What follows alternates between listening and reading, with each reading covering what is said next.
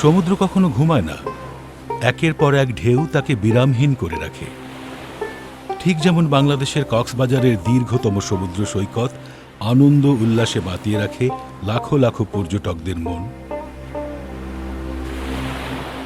এরই মাঝে সমুদ্রের গর্জন ছাড়িয়ে পাহাড় ঘেরা ছোট্ট একটি গ্রামে সবুজ প্রকৃতির মাঝে ঘুমিয়ে আছে 17 বছরের বালক নুরুল আমিন। চিরদিনের নিশ্চিন্ত নিরাপদ ঘুম।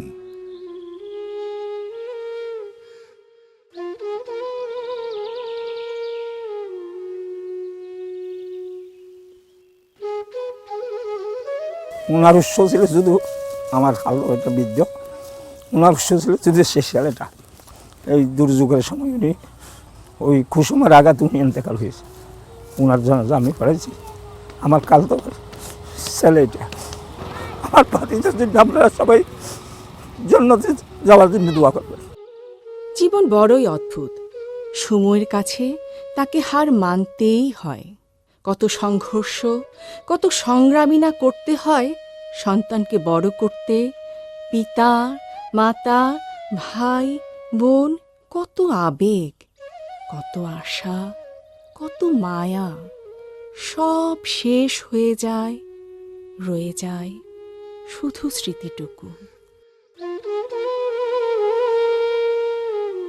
আমার নাম হচ্ছে সৈয়দ নূর, মাইয়া হচ্ছে সব ওয়াফ, ছেলে হচ্ছে দুইটা, 4টা হাজার মাইয়া আর মারা গেছে, ছেলে একটা মারা গেছে।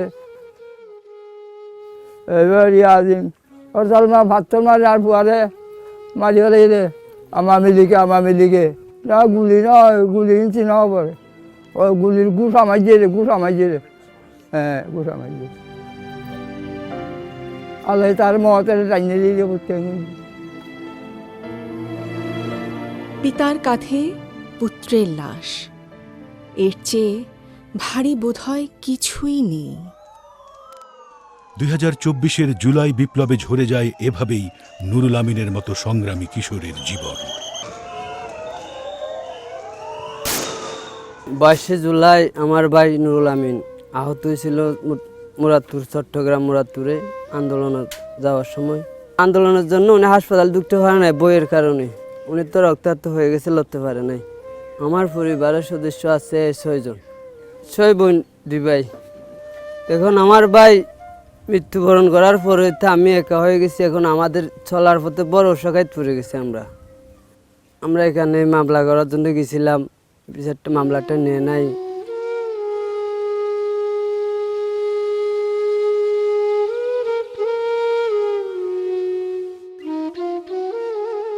ও যখন এখানে লেখাপড়া করত তখন তার ভাষা এবং যে একটা কথাবার্তা খুব ভালো এবং বিনয়ী। তার ফ্যামিলির অভাব থাকার কারণে সে ছোটোবেলা থেকে চট্টগ্রামে ফাড়ি দেয় টাকা ইনকামের জন্য। 22 তারিখ যখন বাসা থেকে চট্টগ্রাম চাকরির উদ্দেশ্যে রওনা দেয়, তখন মুরাদপুর গাড়ি থেকে নামার পরে আন্দোলনের ওকে ধরে এখানে দিয়া এই বন্দুকের যে গুছা মারছে, এগুলা আমরা দেখছি, এগুলা বলার মতো আমার ভাষা নাই। গ্রাম ছেড়ে, পরিবার ছেড়ে, দূরে, অচেনা অজানা এক ব্যস্ততম শহরে। এই হলো নুরুল আমিনের বন্ধু ও রুমমেট, নাম আবুল বাশার। ও এখানে বাড়ি থেকে আসার সময় এখানে নামছে বাসের থেকে, নামার পরে এখানে আহত হয়েছে। কক্সবাজার সদর হাসপাতালে ভর্তি হয়েছিল। ভর্তি হওয়ার পরে এখানে ডাক্তার জবাব দিছে, সব মেডিকেলে ভর্তি হয়েছে, একদিন থাকছে, এরপরে মারা গেছে।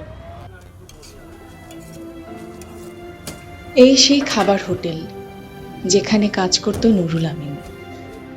ও আমাদের এখানে চাকরি করতো, পড়াটা খালি করছিল। পরিবার অবস্থা উনি বলছে গরিব, এখন সরকার এখন একটা কিছু সহযোগিতা করলে এর পরিবারটা একটু ইয়ে হবে।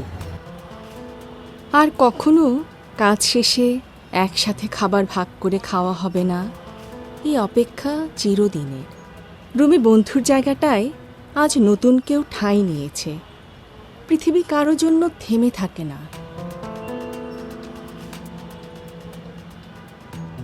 আমি আবরার আল ফয়সাল সিয়াম, সমন্বয়ক হিসেবে দায়িত্ব পালন করেছি চট্টগ্রাম মেডিকেল কলেজের। আমরা জানি যে জুলাইয়ের আন্দোলনে যারা বিভিন্নভাবে আহত বা নিহত হতো তাদের একটা পুলিশের সার্টিফিকেট বা পুলিশের ভেরিফিকেশনের জন্য সর্বপ্রথম কিন্তু তাদেরকে চিরং মেডিকেল কলেজে আসতে হতো একটা সরকারি মেডিকেল হিসাবে। সেদিনের আমাদের কর্মসূচি ছিল, কর্মসূচি শেষ করে কিন্তু আমি এখানে আসি আমাদের শহীদ ভাইদের খোঁজখবর নেওয়ার জন্য। জুলাই বিপ্লবের কথা এখনও আমার মনে পড়ে। আমার এখনও স্মরণ হয় আসলে নুরুল আজিম নামে একজন হোটেল বয়ের কথা, যার নাম আমরা পরবর্তীতে আসল নাম জানতে পারি নুরুল আমিন নামে। কিডনি টোটালি ড্যামেজড হয়ে যায় এবং সে আমাদের মেডিকেলের ইউরোলজি ওয়ার্ডে ভর্তি ছিল। আসলে তার কথা স্মরণ করলে এখন আমার আসলে ওই দিনগুলোর কথা মনে পড়ে।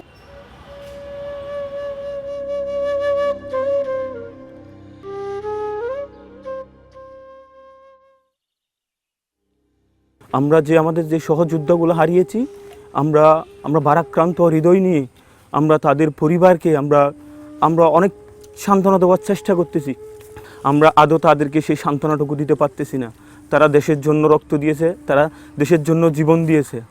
যারা গণহত্যাকারী তাদেরকে অতি দ্রুত আইনের আওতায় এনে এবং দৃষ্টান্তমূলক শাস্তি দেওয়া আমরা এটা দাবি করি। আর কেউ ডাকবে না আব্বু বলে। কোথায় যেন হারিয়ে গেল ভাইয়ের কাঁধে কাঁধ মিলিয়ে হেঁটে চলা। তার বোন আজও তার পথ চেয়ে বসে থাকে, যদি একবার তার ভাই ফিরে আসে। আনি ওরে এটা তো আনি না আবার আর ভাইয়ের ইন্তু তখন করে ফেলাই